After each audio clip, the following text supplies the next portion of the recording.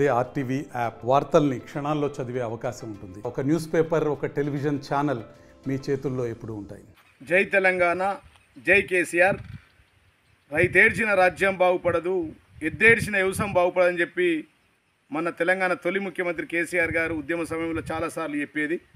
అట్లాంటిది ఈరోజు ఈ రాష్ట్ర ముఖ్యమంత్రి గారు ఎలక్షన్ల సమయంలో ఆర్మూర్ నియోజకవర్గానికి వచ్చిన సందర్భంగా ఆ రోజు రైతు రుణమాఫీని ఉద్దేశించి మాట్లాడిన ఒకసారి వీడియో ఈ సందర్భంగా తెలంగాణ రైతాంగానికి చూపించాలనుకుంటున్నా, ఈ సందర్భంగా చూపిస్తున్నా అని చెప్పి తెలియజేస్తాను.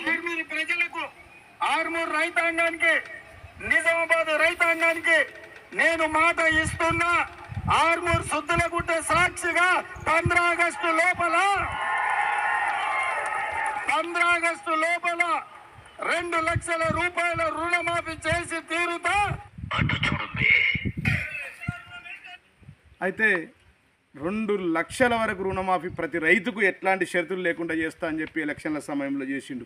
అట్లా చెప్పినటువంటి ఈ రాష్ట్ర ముఖ్యమంత్రి ఈరోజు రైతులను మళ్ళీ మోసం చేస్తూ ఉన్నారు. ముఖ్యమంత్రి ఏం మాట్లాడుతుండో మంత్రులకు తెలుస్తలేదు, మంత్రులు ఏం మాట్లాడుతున్నారో ముఖ్యమంత్రికి తెలుస్తలేదని చెప్పి ఈ సందర్భంగా తెలియజేస్తూ ఉన్నా.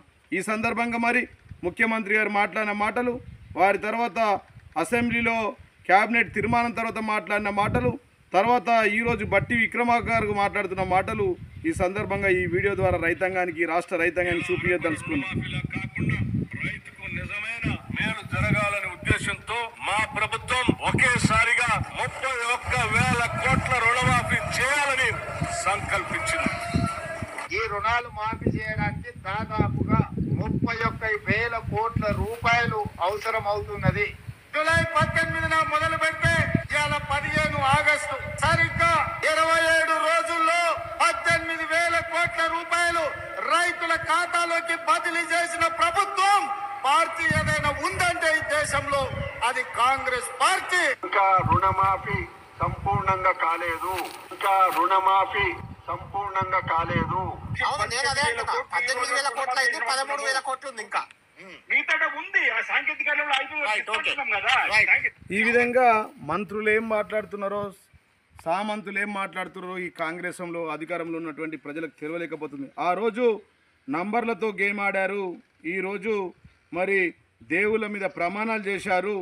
ముఖ్యమంత్రి ఒకటి మాట్లాడితే మంత్రులు ఒకటి మాట్లాడుతూ ఉన్నారు. ఈ రాష్ట్రంలో ఎస్ఎల్బిసి రిపోర్ట్ ప్రకారం 49,500 కోట్ల రూపాయల రుణమాఫీ రైతులకు ఉన్నదని చెప్పారు.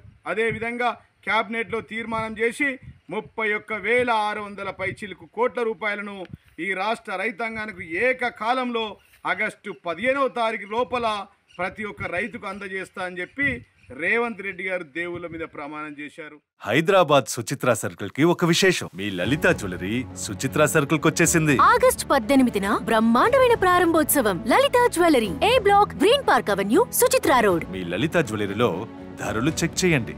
డబ్బులు చాలా చాలా ఆదా చేస్తారు. డబ్బులు ఎవరికి ఊరికే రావు.